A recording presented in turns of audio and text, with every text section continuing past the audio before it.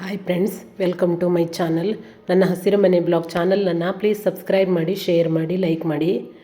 ಇವತ್ತೊಂದು ಅಡಾವು ಮೀನಿಂದ ಮಸಾಲ ಫ್ರೈ ಮಾಡುವ. ನಾನಿಲ್ಲಿ 1 kg ಅಡಾವು ಮೀನು ತೊಗೊಂಡಿದ್ದೀನಿ. ಇದಕ್ಕೆ ಸ್ವಲ್ಪ ಉಪ್ಪು ಮತ್ತು ಅರಿಶಿನ ಹಾಕಿ ಮಿಕ್ಸ್ ಮಾಡಿ ಇಟ್ಕೊಳ್ಳುವ.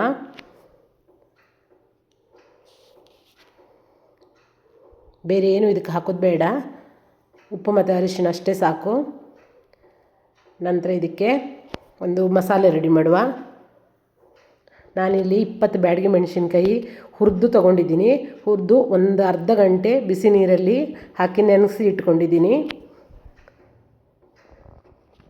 ಈಗ ಒಂದು ಮಿಕ್ಸಿ ಜಾರೊಳಗೆ ಹಾಕ್ಕೊಳ್ಳೋಣ. ನಂತರ ಅದಕ್ಕೆ ಒಂದು ನಿಂಬೆಹಣ್ಣು ಗಾತ್ರದಷ್ಟು ಹುಣಸೆ ಹುಳಿ, 1 ಚಮಚ ಶುಂಠಿ ಬೆಳ್ಳುಳ್ಳಿ ಪೇಸ್ಟ್,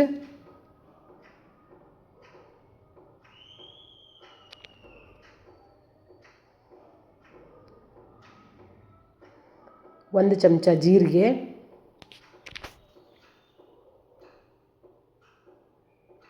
1 ಚಮಚ ಕಾಳುಮೆಣಸು,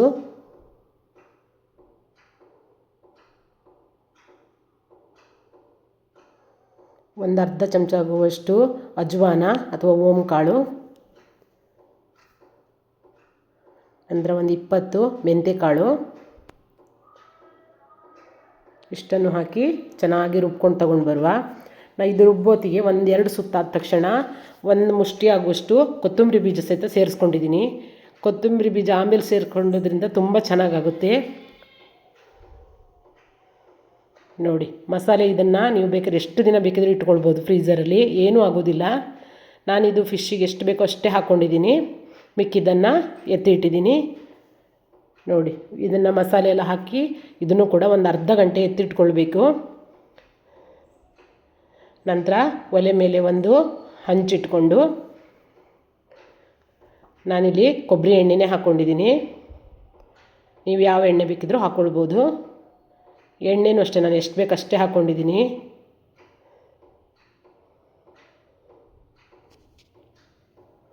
ನಂತರ ಒಂದು 10 ಎಸಳು ಕರಿಬೇವಿನ ಎಲೆ ಕೂಡ ಹಾಕ್ಕೊಂಡಿದ್ದೀನಿ.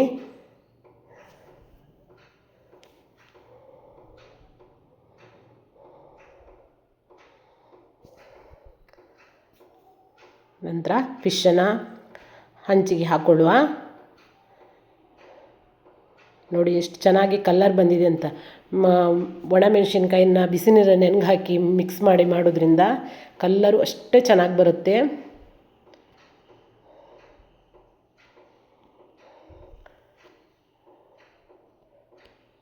ಇದನ್ನು ಎರಡೂ ಕಡೆನೂ ಕೂಡ ಮುಚ್ಚಿಟ್ಕೊಂಡೇ ಬೇಯಿಸ್ಕೊಳ್ಬೇಕು, ಆಗಲೇ ಫಿಶ್ ಚೆನ್ನಾಗಿ ಬೇಯೋದು.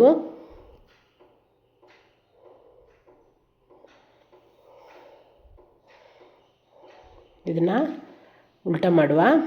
ಉಲ್ಟಾ ಮಾಡಿ ಕೂಡ ಮುಚ್ಚಿಟ್ಕೊಂಡೇ ಬೇಯಿಸ್ಕೊಳ್ಬೇಕು.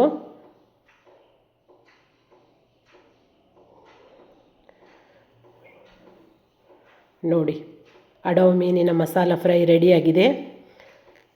ತುಂಬ ಚೆನ್ನಾಗಿ ಬರುತ್ತೆ ಮತ್ತು ಇದು ಈ ಫಿಶ್ ಕೂಡ ತುಂಬಾ ಟೇಸ್ಟಿಯಾಗಿರುವಂತಹ ಮೀನಿದು. ನೀವು ಒಂದು ಸಲ ಟ್ರೈ ಮಾಡಿ. ಮತ್ತೊಂದು ವಿಡಿಯೋದೊಂದಿಗೆ ಮತ್ತೆ ಸಿಗ್ತೀನಿ. ಬಾಯ್.